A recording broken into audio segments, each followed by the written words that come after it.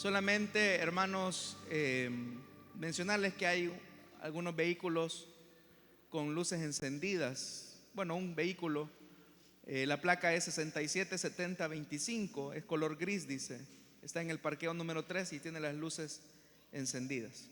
Bueno, vamos a orar, hermanos. Padre que estás en los cielos, te damos las gracias, bendito Dios, por esta oportunidad que nos concedes de reunirnos y también de expresar con nuestra adoración lo que hay en nuestro corazón. Pero también te damos las gracias porque nos permites participar como iglesia de los elementos de la cena del Señor, y así, Señor, recordar que si estamos en este lugar es solo porque tu amor y tu gracia es la que nos sostiene.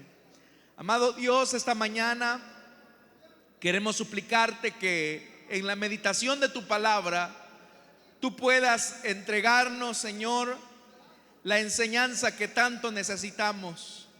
Espíritu Santo, sobrepasa nuestros obstáculos, sobrepasa nuestros impedimentos humanos para que podamos recibir tu palabra.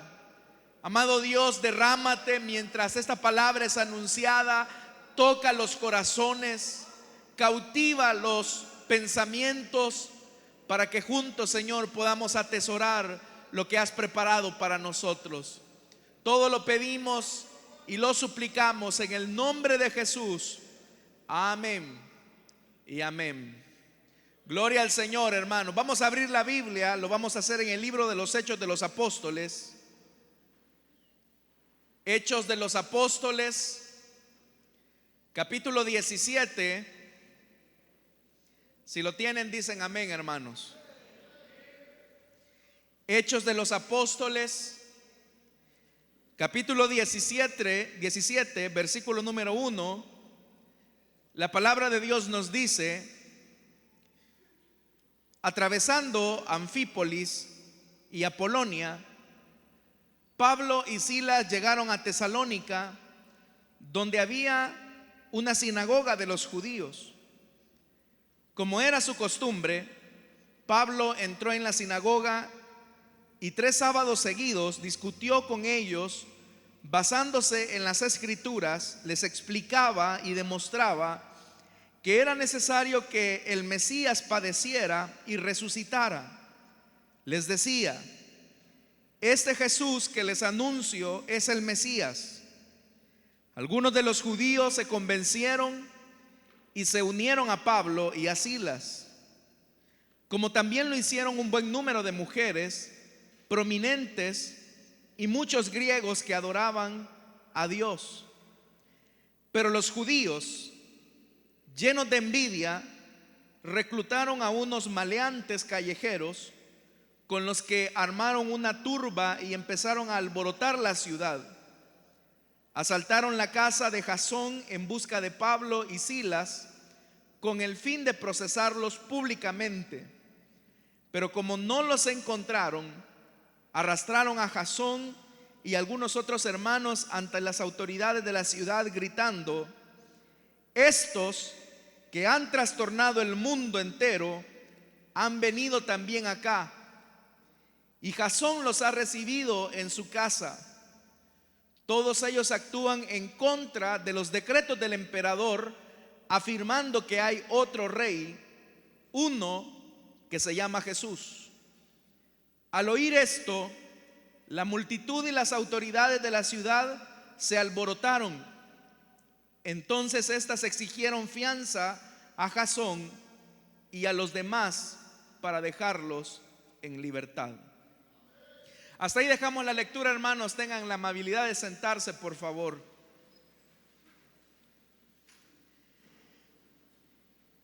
Esta mañana, hermanos, que hemos leído este capítulo 17 del libro de los Hechos de los Apóstoles, estamos ante lo que se conoce como el tercer viaje misionero del apóstol Pablo. Dice la Escritura que cuando ellos llegan a Tesalónica, que era una de las ciudades más importantes del Imperio Romano, de hecho que era la capital de Macedonia, como era la costumbre, Pablo llega a predicarle a los judíos y dice que por un lapso de 3 sábados consecutivos, él les demostraba por medio de la escritura que era necesario que el Cristo tuviera que padecer y así mostrar su poder al resucitar. Y ese era el anuncio que él predicaba de ciudad en ciudad. Ahora, el que Pablo estuviera anunciándoles a los judíos que era necesario que el Mesías, y hay que recordar que el título Mesías, el judío lo entendía claramente en una categoría política. Para ellos el Mesías era el sucesor de David, el heredero al trono de Israel. Es decir, ellos veían a Jesús, o más bien dicho, ellos veían al Mesías venidero como el que venía a sentarse en el trono de Israel.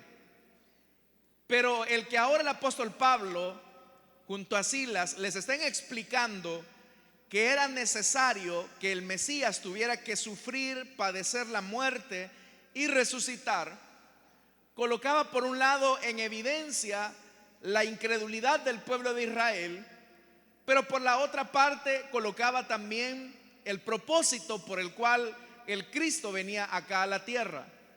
Es decir que si bien se señala la incredulidad de los judíos que llevó a la muerte al Hijo de Dios, pero por otra parte se señala que ese había sido el designio de Dios, porque eso estaba atestiguado en la evidencia de la Escritura.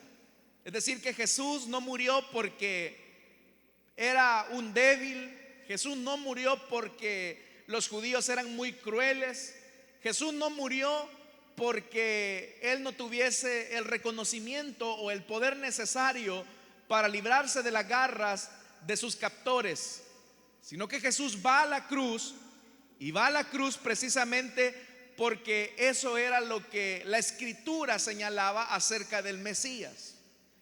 Ahora, para el judío, aceptar que un Mesías sufriente fuese rey de Israel no casaba con su idea de el rey de Israel. En otras ocasiones hemos compartido, y ustedes mismos también lo saben, la esperanza o la idea del judío era que él iba a venir con poder, iba a venir imponiéndose con fuerza militar. Esa era la idea que ellos tenían, y por obvias razones vendría a derrotar a sus enemigos. Pero el que ahora se esté diciendo que este Mesías es un Mesías sufriente, eso era algo que su entendimiento religioso y su prejuicio étnico no les permitía aceptar. ¿Cómo vamos a reconocer a un judío galileo muerto en una cruz que él va a ser el rey de Israel? Y dice la Biblia que a partir de eso, si bien algunos judíos se convencieron y se unieron a Pablo y a Silas, y un buen número de mujeres, dice que hubo otros judíos que se llenaron de envidia y comenzaron a reclutar a unos maleantes callejeros, es decir, gente sin oficio, para que comenzaran a levantar un alboroto en contra de Pablo en aquella ciudad. Y dice la Biblia que esa turba violenta, embravecida por los judíos, que habían sido, hermanos y hermanas, reclutados, seguramente recibiendo algún tipo de estímulo económico, de dinero, llegan a la casa de un discípulo, un anfitrión que se llamaba Jasón, y esa turba violenta cree que Pablo y Silas están ahí. Pero lo que me llama poderosamente la atención es la acusación que se hace a los cristianos. Dice el versículo número 6: pero como no los encontraron, arrastraron a Jasón y algunos otros hermanos ante las autoridades de la ciudad. De manera violenta ellos toman a Jasón y a otros hermanos, y dice que los llevan a las autoridades y comienzan a gritar. Y vea la acusación: estos que han trastornado el mundo entero han venido también acá. Ve, hermanos, cómo esta gente callejera, como se describe en el libro de los Hechos, está diciendo: esta gente ha venido a trastornar el mundo entero. Entonces, ¿cuál era la idea que la gente tenía de los creyentes? O al menos, ¿cuál era la idea que tenían los tesalonicenses acerca de los cristianos? Gente que trastorna el mundo, gente que mueve la composición ordenada de este sistema de valores al que llamamos mundo. Durante los últimos domingos hemos estado desarrollando esta serie de enseñanzas, principios de una iglesia en avivamiento. Y la semana pasada, de hecho, hermanos, explicaba que una de las cosas más importantes que han fortalecido la misión de la iglesia es la oración de los creyentes por quienes anuncian la palabra. Pero una de las realidades que va unido a la oración es que una iglesia que vive en avivamiento es una iglesia que es relevante en el mundo. ¿Qué hace a una iglesia que sea relevante en el mundo? La relevancia de una iglesia en el mundo no es necesariamente, hermanos, o no se mide más bien por la cantidad numérica de una congregación. La relevancia de una iglesia tampoco se mide por la capacidad económica que pueda tener para realizar obras sociales. La relevancia de una iglesia tampoco se mide por el hecho de tener los mejores edificios o las mejores instalaciones. Esas cosas no hacen relevante necesariamente a la iglesia en el mundo. Lo que hace relevante a una iglesia que vive en avivamiento, que trastorna el mundo, es lo que más adelante se va a decir. Y eso se encuentra en el versículo número 7. Vea lo que dice: todos ellos. ¿Quiénes eran todos ellos a los que se refiere los acusadores? Están hablando de los cristianos. Todos ellos, dice, actúan en contra de los decretos del emperador.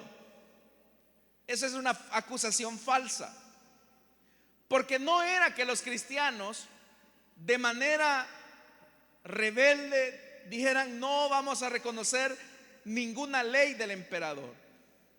Lo que los cristianos no aceptaban eran todas aquellas leyes que reñían con el mesianismo o el señorío de Cristo. Y en ese sentido tienen razón cuando van a decir: todos ellos actúan en contra de los decretos del emperador, afirmando que hay otro rey, uno que se llama Jesús. Una de las cosas que los emperadores de Roma exigían de sus ciudadanos era fidelidad absoluta, lealtad absoluta al gobierno del emperador, porque el emperador era una autoridad política, era una autoridad, hermanos, civil. Pero muchas de las cosas que el emperador hacía no eran actuaciones adecuadas de un gobernante. Por ejemplo, dentro de la lealtad que se exigía hacia el emperador, una de las cosas era reconocer su señorío. Pero ¿qué significaba decir que el César era señor? Lo que significaba era decir que él tenía todo el poder. Lo que significaba era que él era sujeto de categoría divina, es decir, que se veía al emperador como un semidios. Se veía también al emperador como un ser absoluto que disponía de todo poder para hacer muchas cosas. Y por eso, hermanos, es que ante esas cosas que el emperador hacía, obviamente los cristianos no podían mostrar fidelidad al César, sino que la fidelidad de los creyentes que estaban avivados por Dios les conducía a tener una vida de obediencia y lealtad a Jesucristo.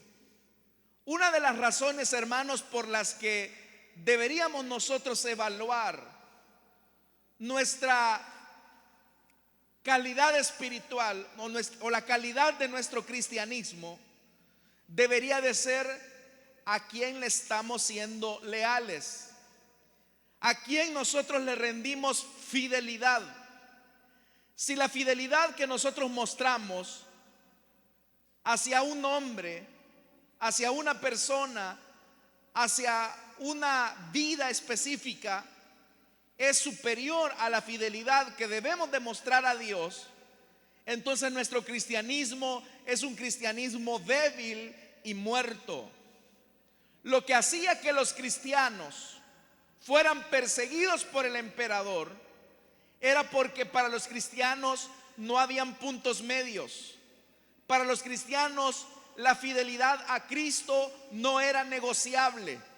Para los creyentes vivir la vida cristiana implicaba vivirlo en todas las áreas de la vida. Era una fidelidad absoluta al Señor.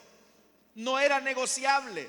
No significa, hermanos, que ellos podían atenuar las exigencias de este rey al que llamaban Jesús. Para ellos la palabra de Jesús era su norma y era su ley. Vivir bajo esa dimensión habla del reconocimiento de la iglesia que vive bajo el señorío de Cristo. Y es ahí donde encontramos la respuesta de una iglesia que es relevante en el mundo. Una iglesia relevante en el mundo o una iglesia que trastorna el mundo es una iglesia que vive bajo el señorío de Cristo. Hay muchas iglesias que no viven bajo el señorío de Cristo.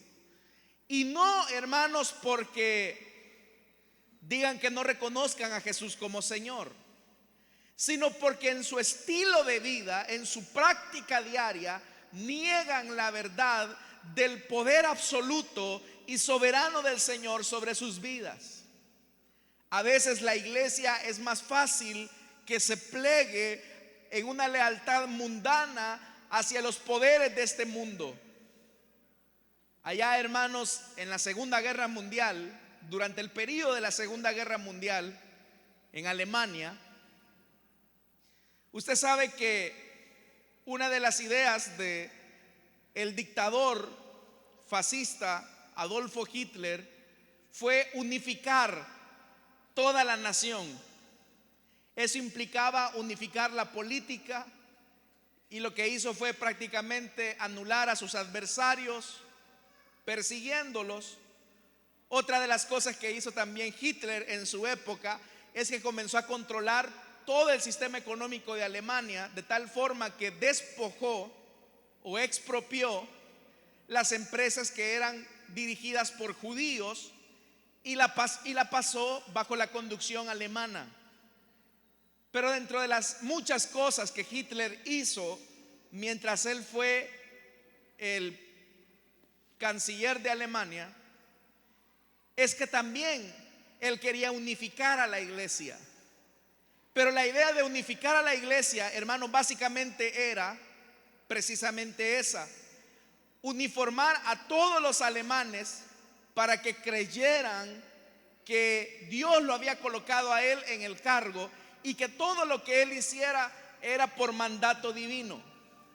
Eso está atestiguado en la historia, hermanos. Y muchos pastores alemanes comenzaron a unirse a la política de Hitler. Algunos de ellos desconocían realmente lo que Hitler estaba haciendo. Otros conscientemente vieron el peligro y lo que mejor quisieron hacer es: bueno, para no tener problemas, yo me uno entonces de este lado. Y fue así, hermanos, como Hitler también logró estandarizar toda la iglesia protestante alemana. Pero hubo un pastor llamado Dietrich Bonhoeffer que él se dio cuenta de las arbitrariedades y él vio la amenaza de que la iglesia estaba rindiendo su voluntad al señorío de Hitler y no al señorío de Cristo. Y fue ahí cuando Dietrich Bonhoeffer, un pastor alemán, se volvió en un pastor disidente. Y él dijo unas célebres palabras que dijo: nuestra fidelidad al Señor está por encima de la fidelidad al Führer, que era Adolfo Hitler. ¿Eso qué le ocasionó? Le ocasionó persecución. Todos los creyentes de su iglesia tuvieron que soportar, hermanos, el hostigamiento de las autoridades. Les comenzaron a tratar como traidores de la patria porque no mostraban fidelidad al Führer como él lo demandaba. ¿Cómo terminó Dietrich Bonhoeffer frente al régimen nazi? Ahorcado. Pero al terminar en esa condición, lo que uno ve, hermanos, es que este hombre de verdad tenía fidelidad al Señor, fidelidad absoluta. Él dijo: Führer realmente solo es Jesús, porque Führer, el término Führer, lo que significa es el líder. Pero Hitler le dio un sentido a esa expresión del Führer casi en categorías divinas. Y Bonhoeffer dijo: no, aquí el único líder, aquí el único Señor es Jesucristo, el Hijo de Dios. Y la lealtad debe de estar a Él inclinada. Entonces, una iglesia que trastorna el mundo es una iglesia que es fiel a su Señor en todo. Lo que nos caracteriza a nosotros, o lo que nos debería de caracterizar a nosotros como cristianos, debería de ser esa fidelidad absoluta al señorío de Cristo. Para nosotros, hermanos, la palabra de Dios no debe de ser un libro: mire, es que eso responde a una cuestión cultural de hace algunos años, pero eso no es tan aplicable a nosotros. No debe de ser eso. Para nosotros, hermanos, si Jesús lo dijo, debe de ser norma y debe de ser ley, porque uno es Señor, uno es el Salvador, y a Él le debemos toda nuestra lealtad y nuestra vida rendida. Entonces, para usted, ¿Jesús es su Señor? No, de verdad, para usted, ¿Jesús es su Señor? Téngalo por seguro que el mundo lo va a arrastrar. Cuando usted muestre fidelidad al Señor, dos cosas van a pasar. El mundo lo va a sentenciar a la muerte, pero esa sentencia de muerte que el mundo le aplique a usted será la evidencia que usted está vivo para Dios, hermano y hermana. Si usted está muerto para el mundo, está vivo para Dios. Pero si usted está vivo para el mundo, está muerto para Dios. Entonces, ¿a quién nosotros como iglesia vamos a mostrarle lealtad? Si nuestra lealtad hacia el Señor es más fuerte, en nosotros se va a avivar el fuego de Dios. Así como Elías: Señor, me consume, decía Elías, ver la idolatría de Israel. Pero entre más Elías tenía celo por Dios, entre más Elías tenía fidelidad a Dios, la presencia de Dios estaba permanentemente en el profeta. Pero cuando los profetas se venden al sistema mundano, cuando los profetas, hermanos, se plegan a los valores de este mundo, la presencia de Dios se comienza a ir y ellos comienzan a morir. Entonces, último principio de esta serie que hemos desarrollado: lo que va a mantener viva a una iglesia, lo que va a hacer que una iglesia se mantenga en avivamiento, es que siempre, siempre, siempre le sea leal a su único y bendito Señor, que es Jesucristo, hermanos y hermanas. Amén.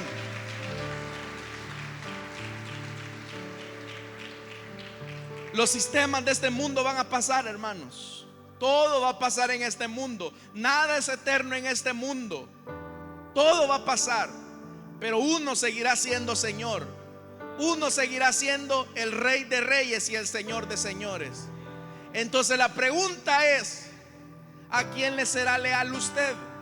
¿Le será leal al príncipe de este mundo y sus valores? ¿O le será leal a Jesús y sus exigencias? Y termino con esto. Jesús dijo algo importante: el que se avergonzare de mí aquí en la tierra, yo me avergonzaré de él delante de mi Padre y de sus santos ángeles.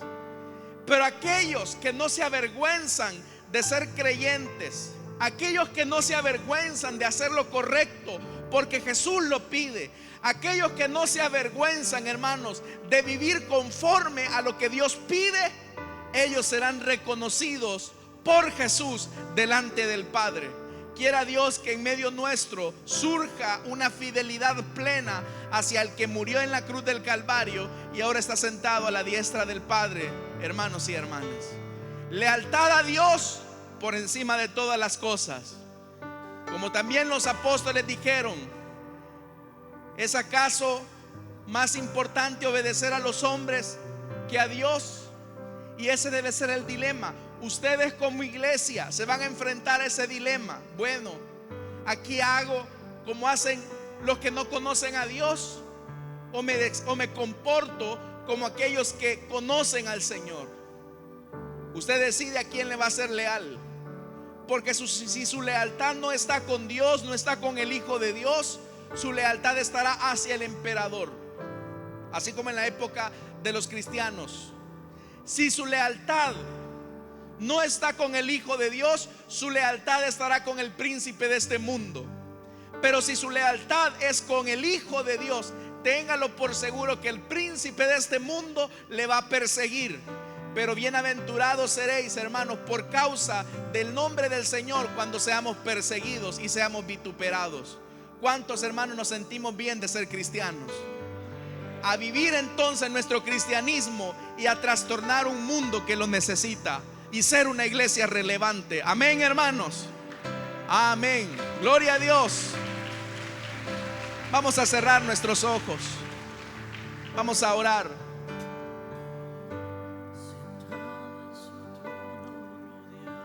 Esta mañana quiero hacer una invitación para las personas que desean rendir su voluntad al Hijo de Dios. ¿Habrá alguien esta mañana que desea entregarle su vida a Cristo? Le invito para que en el lugar donde está pueda ponerse en pie y con gusto vamos a orar por usted. Jesús dijo algo: el que no recoge desparrama. El que no es conmigo, contra mí es. La pregunta entonces esta mañana sería para usted, estimado amigo: ¿a quién le es leal usted? Le invito entonces para que en el lugar donde está se ponga en pie. Queremos orar por usted. O si usted desea reconciliarse, también le pido que se ponga en pie y vamos a orar. No tengo mucho tiempo ya para extender esta invitación, pero si hay alguien que desea entregarle su vida a Cristo o desea reconciliarse rindiendo su voluntad al señorío de Cristo, puede ponerse en pie.